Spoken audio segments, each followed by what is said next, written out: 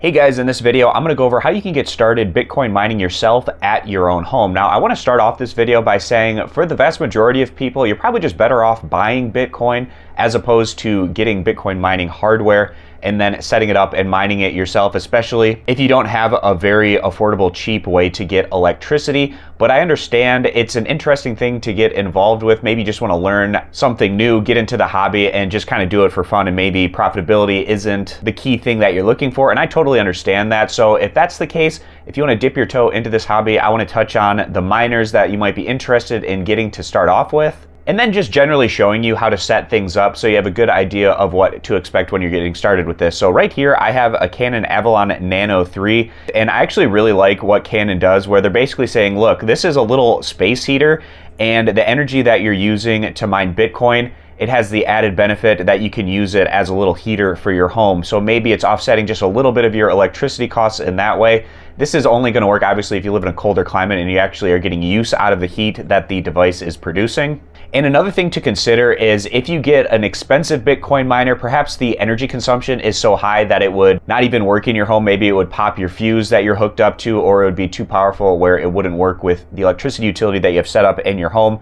The nice thing about these entry-level ones, you don't have to worry about that. You just plug into a regular outlet. You can even go quite a bit more powerful than this device at, you can see it's at 124 watts. I probably wouldn't want to go much higher than maybe 1,000 watts. And even that is probably a bit more on the high end for something that you're plugging into your home and just using a regular outlet or your home utility without having something specifically set up special for Bitcoin mining. So now I'm going to take you over to my computer to show you some different websites where you can purchase entry-level Bitcoin miners for consumer use. And then after that, I'll show you my dashboard for this particular miner, and also where you can go to get things hooked up with a mining pool, whether you want to mine with a pool or solo mine, and then what kind of profitability you could expect with a device such as this. So now over on my computer, I have 5 websites that I quickly want to run through, and I'll link them all down in the description. Not affiliated, just places that are recommended to getting these consumer-facing Bitcoin mining products. So this is Canon's homepage. This is where I purchased my Avalon Nano 3s from. If you buy from Canon's website, expect that it's going to take a bit of time, perhaps a month or even more, for them to ship out and get the product to you.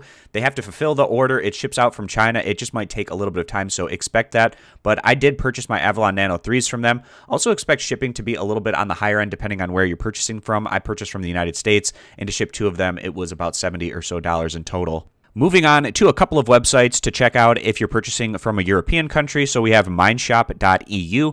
They have home miner options that you can take a look at. We also have woyuminer.com, another option to take a look at, again, if you're looking at purchasing from a European country. If you're living in North America, we have oemgminer.com.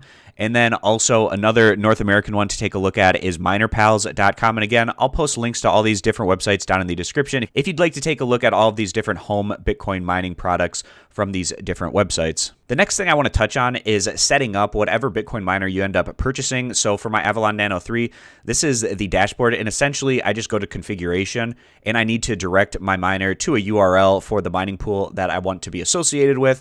And then the worker is just using your wallet address. So if you're mining Bitcoin, of course, that would be your Bitcoin wallet address, setting things up. And it depends. If you're pool mining, you're probably going to need to create an account and then setting up your payment method through there. If you're solo mining, you can probably just direct it straight to your crypto wallet address that you want it to be pointed to. So right now I'm pool mining Bitcoin over at Brains. So that's where I'm set up with the pool. And then I made an account there and directed my Lightning Network Bitcoin wallet address to get those payments. And I'll show you what that looks like in a minute. But the next thing I want to touch on is going over and taking a look at mining pool stats. So this is a great website. It shows all of the different pools that you could potentially select from to point your miner towards. Like I said, mine's currently pointed at brains.com, which is right here. You can select whichever coin that you would like to mine. So right now I'm selected at Bitcoin, and you can take a look at these different mining pool websites to see which one is going to work best for you. And another thing to take note of, if you want to solo mine, what you're going to be looking for is a pool that has solo next to the name. Now, there are positives and minuses to solo mining. The clear positive being if you actually solo mine the block all to yourself, that has a huge monetary reward to it. The downside is it's highly unlikely, especially with Bitcoin, to find that yourself with the kind of devices that we're going to be mining with. So currently I'm just pool mining, which is consistently paying me out every day, but it's a small amount of Bitcoin, and I'm doing that through Brains. So I'm going to take you over to my Brains account. And this is the dashboard there. So basically you just set up an account. You link up your workers through your dashboard. So you can see right here, connect workers. It'll give you the URL that you want to point your miner to. And going back to my dashboard, you can see that right here. You set that up in your miner configuration. That's where you paste that URL. And then the worker, if you're solo mining, this is probably just going to be your Bitcoin wallet address. But if you've created an account such as I've done here with Brains, then you're just going to use your username and you set up your crypto wallet in your account that you have created. So next I'll show you what that looks like. Going over to my rewards tab, I've set up my Bitcoin wallet through the payout settings.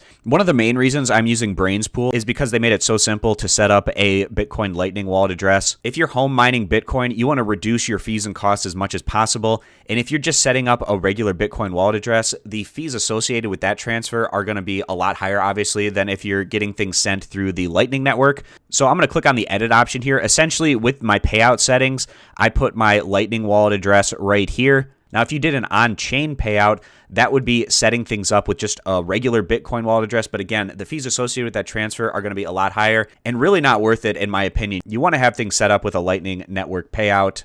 I got my Lightning wallet address through the ZBD app. If you need a Lightning wallet address yourself, I'll post a link to the ZBD app down in the description if you want to check it out through there. But essentially, once you sign up, they'll give you that Lightning wallet address that you can then use to set things up with the Lightning Network payout. So having all that set up, going back over to my dashboard, you can see the worker is simply the username that I had set up on my Brains Pool account. And so that's how they know where to send the payout to in my worker for the dashboard area of my Avalon Nano miner.